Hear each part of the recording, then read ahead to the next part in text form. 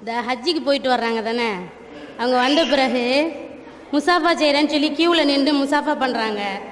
முசாஃபா பண்ணலாமா? அதுக்கான முறை என்ன? அது கொஞ்சம் தெளிவுபடுத்துங்க. போகும்போது சரி, போயிட்டு வந்த பிறகும் சரி, முசாஃபா கியூவில் நின்று பண்ணுறாங்க, அதுக்கான முறை என்னன்னு தெளிவுபடுத்தணும். முசாபகா என்றால் என்னன்னு கேட்டால், ஒருவரை ஒருவர் சந்திக்கும் பொழுது, முசாபா செய்கிறதுக்காக சந்திக்கக்கூடாது. சந்திக்கும் பொழுது என்ன செய்கிறது? கையை கொடுத்து அஸ்ஸலாமு அலைக்கும் சொல்கிறோம்ல, அது ஒரு ஸ்டேஜ். இன்னும் கொஞ்சம் நெருக்கத்தை விரும்பணுமே என்று சொன்னால், அவங்க ரெண்டு பேரும் வலது கையை, இருவரும் வலது கையை நீட்டி, ஒரு வலது கையுடைய உள்ளங்கை அடுத்தவனுடைய வலது கையில் படுற மாதிரி, அந்த மாதிரி கையை இணைப்பதற்கு பேர் தான் என்னது? முசாபகான்னு பேர். அந்த முசாபகாவில் நிறைய மிஸ்டேக்கெல்லாம் பண்ணுறாங்க. என்ன செய்கிறாங்கன்னா, ரெண்டு கையில் போய் முசாபா செய்கிறாங்க. ஆனால் மதுஹப் கிதாபில் என்ன இருக்குன்னா, வலது கையால் செய்யக்கூடிய காரியங்கள்னு முசாபா போட்டு வச்சுருக்கிறாங்க. இவன் இடது கையெல்லாம் சேர்ச்சார். ரெண்டு கையில் செஞ்சால் என்ன ஆயிடுது? இடது கையால் ஆகிடுது. முசாபகாங்கிற வார்த்தையில் சபகங்கிற வார்த்தையில் இருந்தால் முசாபகா வருது. சபகண்டால உள்ளங்கைன்னு தான் அர்த்தம், புறங்கைன்னு அர்த்தம் கிடையாது. ரெண்டு கையில் நீங்கள் செஞ்சீங்கன்னு சொன்னால், ஒன்று புறங்கையில் படுது, ஒன்று உள்ளங்கையில் படுது. வழங்குதா? இப்படி கையை கொடுத்தீங்கன்னா, இப்படி கொடுத்தா வேண்டாம் என்ன செய்யும், ரெண்டு பேருக்கும் உள்ளங்கையில் படுற மாதிரி செய்யலாம். இப்படி ஒரு ஆள், இப்படி ஒரு ஆள் கொடுத்தா படும். இப்படி கொடுத்தீங்கன்னு சொன்னால் என்ன செய்யுது? ஒரு கை புறங்கையில் படுது. புறங்கையில் முசாபாங்கிற வார்த்தைக்கே என்ன அர்த்தம்? உள்ளங்கையோடு உள்ளங்கைன்னு அர்த்தம். அந்த சொல்லுக்கே அர்த்தம். பெரிய ஆராய்ச்சிலாம் நீங்கள் பண்ண வேண்டியதில்லை. முசாபகாங்கிற சொல்லுக்கு அர்த்தம் என்னன்னு கேட்டால், உள்ளங்கையோடு உள்ளங்கை. இந்த புறங்கையோட புறங்கைன்னு அர்த்தம் வராது. ரெண்டு கை கொடுத்தா என்ன வரும்? ரெண்டு கை கொடுக்குறாங்களா முசாபகான்றது, அது எப்படி? அதில் எங்கே உள்ளங்கை எங்கே படுது? ஒரு கைக்கு தான் படுது. அதுலேயும் எது படும்? இங்கே வா தம்பி, இங்கே வா, இங்கே வா, ரெண்டு கை கொடு, முசாபா கொடு, ரெண்டு கை கொடு. கொடுக்குறீங்களா? இது எந்த கை? வலதா இடதா? வலது கை. அதுங்க கை. இப்போ பாருங்க, இது இது உள்ளங்கை. இது எங்கே படுது? புறங்கையில் தான் படுது. இது உள்ளங்கை புறங்கையில் தான் படுது. இந்த கடைசியில் மிச்சம் தான் மிச்சமாக இருக்குது. இதை செஞ்சுட்டு போங்க. இங்கே தான் உள்ளங்கை இங்கே தான் சேருது. இது எக்ஸ்ட்ரா, இது ஒன்றுமே இல்லை. உள்ளங்கை புறங்கையும் தான் சேருது. அதனால அந்த சொல்லுக்கு அர்த்தம் என்ன? உள்ளங்கையோடு உள்ளங்கை சேருதல். இது ஒன்றாச்சு. அது மாதிரி மதுஹப் கிதாபில் கூட என்ன எழுதி வச்சிருக்கிறாங்கன்னு கேட்டால், வலது கையால் செய்யக்கூடிய காரியங்கள், பல் துலக்கிறது மாதிரி காரியங்கள் லிஸ்ட்டு போடும் பொழுது முசாபகான்னு குறிப்பிடுறாங்க. அதனால் மதுஹபில் கூட இந்த மாதிரியான ஒரு பழக்கம் கிடையாது. ஒரு கை முசாபகான்னு சொன்னாலே என்ன அர்த்தம்? ஒருத்தர் கையை ஒருத்தருடைய வலது கை உள்ளங்கை அடுத்தவருடைய வலது கை உள்ளங்கையில் படுற மாதிரி தொடுவதற்கு பேர் என்னது? முசாபகா. இந்த முசாபகா ஆண்கள் ஆண்களோட, பெண்கள் பெண்களோட செய்யலாமே தவிர, பெண்களும் ஆண்களும், அது ஹஜ்ஜிக்கு போன ஆளாக இருந்தாலும் சரி, பெரிய மத குரு ஷேக் இருந்தாலும் சரி, பெண்கள் ஆண்களோட முசாபா செய்தல்ங்கிறது என்னையில் மார்க்கத்தில் கிடையாது. ரசூல் ஸல்லல்லாஹு அலைஹி வஸல்லம் அவங்க காலத்தில் ஒரு பெண் கையை நீட்டுவாங்க முசாபா கண்டு. இன்னி லா உசாபிஹுன் நிசா, நான் பெண்கள்கிட்ட முசாபா செய்ய மாட்டேன் அப்படின்னு ரசூல் ஸல்லல்லாஹு அலைஹி வஸல்லம் மறுத்துருவாங்க.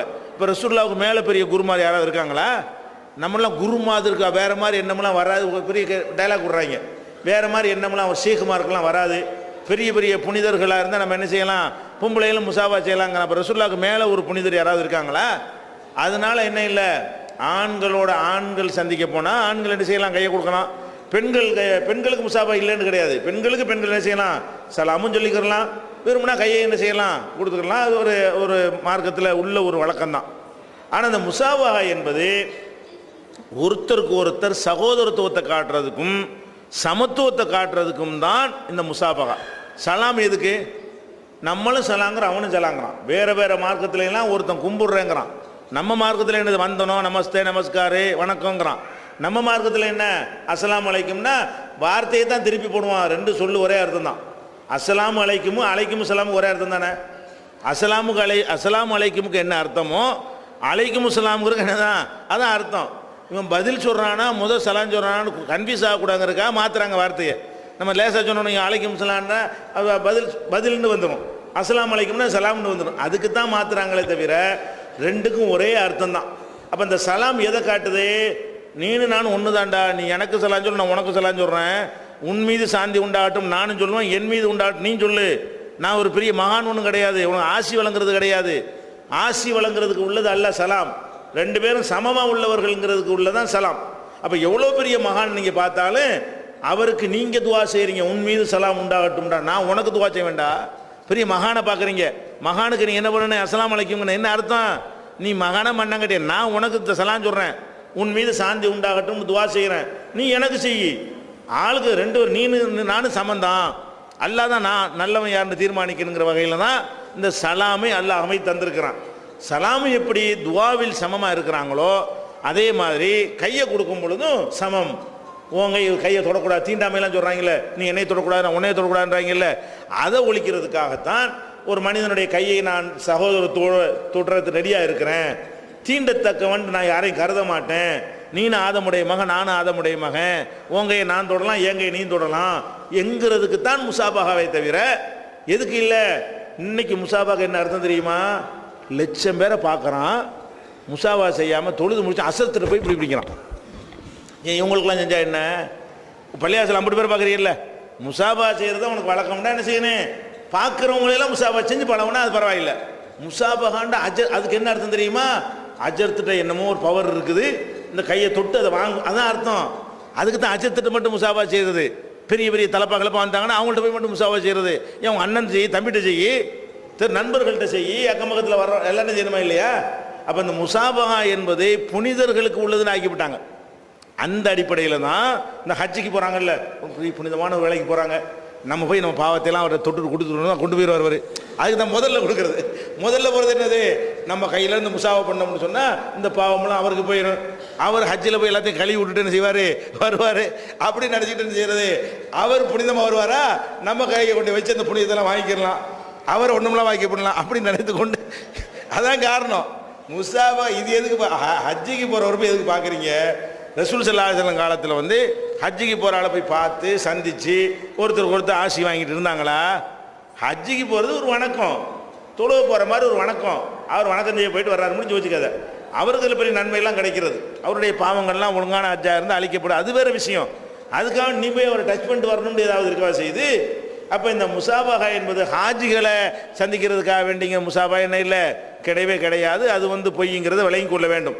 அது மாதிரி பழக்கம் தான் ஒழிக்கணும். அங்கே என்ன வருதுன்னு கேட்டால், ஒரு புனிதர்ங்கிற அடிப்படையில் அவரை வைத்து, நம்ம பாவிங்கிற அடிப்படையில் வைத்து அந்த தொடுவதனால் நமக்கு என்னமோ புண்ணியம் சேரும், அதுக்கு தான் வருது. சகோதரத்துக்காக வருது. சலாமும் முசாபகாவும் சகோதரத்துக்கு உள்ளது, நீனும் நானும் சமோண்டு காட்டுறதுக்கு உள்ளது. நீ மேலே நான் கீழேன்னு காட்டுறதை ஒழிக்கிறதுக்கு உள்ள ஒரு பழக்கம். அதை என்ன வாங்கிவிட்டாங்கன்னு கேட்டால், மேலே உள்ள ஆளை கீழே உள்ள ஆளை தேடி போய் அவர் தொட்டு பார்த்துட்டு வரணும் அப்படின்னு ஆக்கி விட்டார்கள். அது போக வந்து நம்ம ஊர்லையெல்லாம், நம்ம ஊரில் சில ஊர்களில் இருக்குது, நம்ம ஊரில் இந்த பழக்கம் இந்த வயசான ஆட்கள்கிட்ட இருக்கும். என்ன முசாபான்னு கேட்டால், அந்த முசாபா செய்யும் இந்த கட்டை விரல் இருக்குல்ல, இவன் யாரோ வரவங்க இந்த கட்டை விரல் இருக்குல்ல, இந்த கட்டை விரல் முசாபா செய்யும் இப்படி அமுக்கணுமா, அவர் நம்ம கட்டை விரல் இப்படி அமுக்கணுமா. இந்த கட்டை விரலை வந்து இப்படி இப்படி கொடுப்பாங்க முசாபகான்னு சொல்லிட்டு. என்னடான்னு கேட்டால், நாங்கள் ஓதுற காலத்தில் இங்கே உள்ள அசரத்து மாதிரி எங்களுக்கு சொல்லி தருவாங்க. ஹிலர் நபி இருக்காங்கல்ல, அவங்க இந்த பெரிய கூட்டத்தில் எங்கே வேண்டாம் வந்து இருந்துருவாங்களாம். அவங்களுக்கு கட்டை விரல் எலும்பு இருக்காதான். அவங்க நம்மளை மாதிரி யார் தோட்டத்தில் தான் இருப்பாங்களாம், வணங்குதா, நம்மளுக்கு தெரிஞ்ச ஆள் தோட்டத்தில் கூட இருப்பாங்களாம்.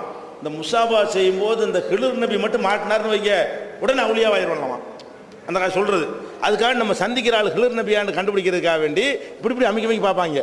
எனக்கு விளங்காது அந்த காலத்தில், நம்ம ஊரில் ஒரு வயசான ஆளுக்கு. அப்போ இங்கே உள்ள அசரத்துமார்கள்ட்ட நம்ம கேட்போமா, அவர் சொன்ன தத்துவம் என்ன? ஹிலர் நபி வருவார், அவருக்கு வந்து எலும்பு இருக்காது, அவர் மட்டும் முசாபாவில் மாட்டினார்னு வைங்க, அவர் கை பட்டுச்சு, நம்ம அவுளியா வாங்கிடுவோம், கராமத்தெல்லாம் விளங்கு அப்படின்னு சொல்லிட்டு இந்த கையை போட்டு அமுக்குவாங்க முசாபாவில் வயசான ஆட்கள்லாம். அப்படி ஒரு இதையும் அந்த மாதிரிலாம் இருக்குது. ஹிலர் நபிலாம் இப்போ இருக்கிறாரா?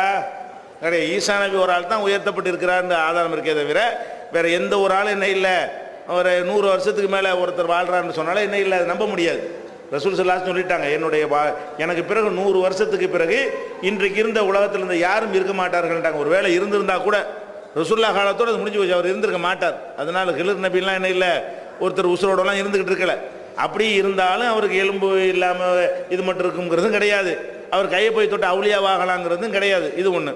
இன்னும் சில பேர் என்ன செய்கிறாங்க, என்னென்னு தெரியாது, பெருக்கல் மாதிரிலாம் இப்படி முசாபா, பெருக்கல் குறிப்பாரு கிராஸா இப்படி போய் இப்படி கொண்டு போகாமல் இப்படி கொண்டு போக, இது மாதிரி கொண்டு போய் முசாபா செய்ய. எதுக்கு தான் இது? எவனா ஒருத்தன் சொல்லுறா கேட்டுக்கிறது. அப்படியே எவனா ஒருத்தர் தத்துவம் என்னதான் சொல்லியிருப்பான், இப்படி பண்ணணும்னு சொல்லி அது என்ன செய்யறது, உடனே அதே மாதிரி இது கூட இருக்கலாம். இந்த வலது கைங்கிறோம்ல, இப்படி இருந்தால் கரெக்டாக ஒட்டும்ல, இப்படி வச்சு பாருங்க, உள்ள கையை ஒட்டி போடும். இப்படி எவ்வளோ ஐடியா பண்ணியிருப்பாங்க. இதுதான் வந்திருக்கே தவிர முசாபகாண்டா இதுதான்.